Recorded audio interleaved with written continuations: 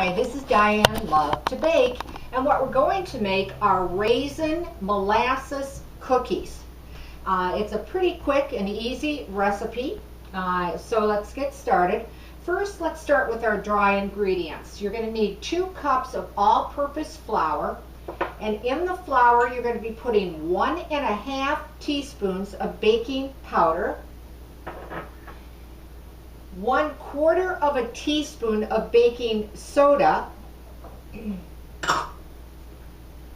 1/2 teaspoon of salt, okay. You're also going to be putting in 1 teaspoon of cinnamon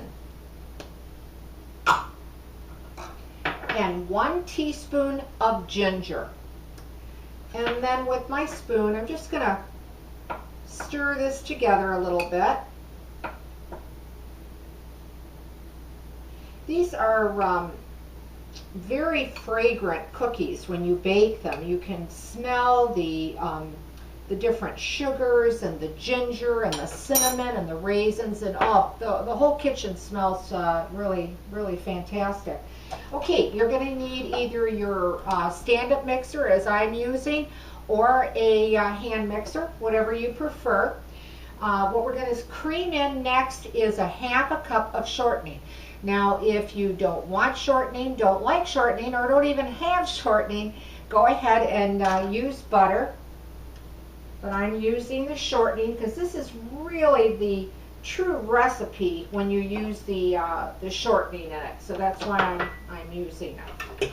And I'm just going to break that shortening up a little bit. You're going to be putting in 1/2 cup, I'm sorry, 1/4 of a cup, correction, 1/4 of a cup of granulated sugar. That was 1/4.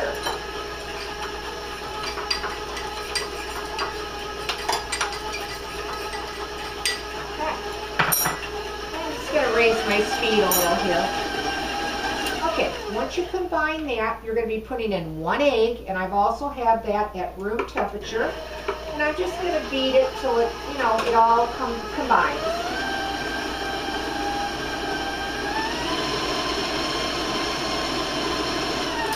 Okay, next we're going to put in 3/4 of a cup of molasses. And I'm going to just start beating that in. I'm going to try to get it all in there. It tends to really stick. So I'll try to scoop it all out of there. And that was 3/4 of a cup. Okay. And then we're just going to raise the speed till it all comes together quite light and fluffy. And it might take you a couple minutes or so to do that. But due to the video, I want to move it along. I'm going to raise my speed a little bit.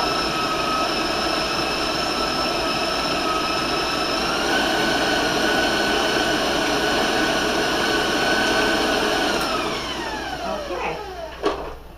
And now I just want to get to the sides of my mixing bowl here and to the bottom where it tends to stick.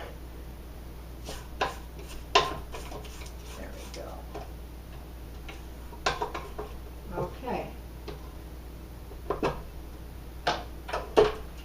we're going to slowly put in now is all the dry ingredients and mix it together. Now, you don't want to overbeat these cookies, but you do want to make sure that everything's combined well. I'm going to raise my speed a little bit here. And then when it's ready, I'm going to put a little more dry in.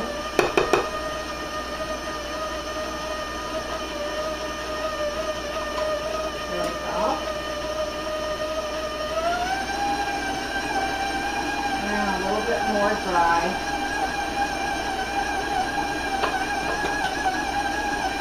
And there we go. That's the rest of it. And you just want to keep with it till it forms like a ball, a cookie ball. Okay. And I'll show show you what that looks like here. We take a little bit out of it. It's very light and very fluffy, the texture. Okay. All right. And of course you're going to need raisins. So we're going to put 1 cup of raisins. Now if you don't want to use the dark raisins like I am for this recipe, go ahead and use the golden raisins. They really come out really nice with the golden raisins too. So again, up to you what type of raisins that you want to put in, whether dark or golden. We're going to raise our speed just to distribute those raisins, but we don't want to beat it too long because we don't want to break up the raisins either. So, all right. All right, let me just get the paddle out and the excess a little bit off here. Okay, we'll set that aside. And we'll just bring it all together now with my spatula to make sure everything's combined.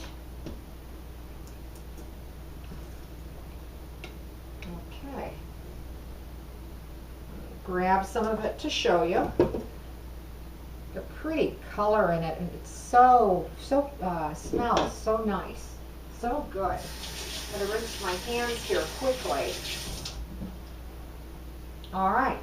Now, you're going to need, of course, a cookie pan or sheet, and it does need to be greased. So you decide whatever type, how you want to grease it. And with a small scoop, I'm going to place them at least about 3 inches apart. So let me put a couple down on here. All right, let's put 1 more here. I usually put only about 6 on my pan. What I like to do is, you don't have to, this is optional, but I have some granulated sugar. You can use coarse sugar, you can use colored sugars, and then flatten. I'm going to flatten the cookie slightly with the bottom of this glass. And then I'm just going to lightly press it down. Now I'm not going to make the cookie too flat, but I'm just going to flatten it. Now if you want to then add a little bit of more sugar on top and just sprinkle that on, you know, go ahead like that. Now you're going to bake these at 350 degrees, and they're going to take you anywhere from 12 to 14 minutes. And generally this size, I get about 2 dozen. Depending on how big you make them, that type of thing for this recipe. But they do bake up really very, very pretty. I'll show you what they do look like once they do bake up, and they will turn out and look like this. They'll have this beautiful medium brown on the outside. I hope that you're able to see that. And then a nice light brown on the bottom.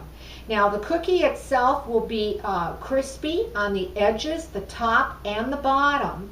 But what's so nice about this cookie is that when you break it open, it's going to be very chewy and very moist and light. So it is just a fabulous little cookie with a glass of cold milk, a cup of tea, cup of coffee, that type of thing. And if you like, well, if you like sugar, you like cinnamon and molasses, I think you're going to like this recipe. If you give it a try and you like it, leave a comment because I'd like to hear from you. And as always, thanks for watching, and please subscribe to Diane Lovetobake. See you soon.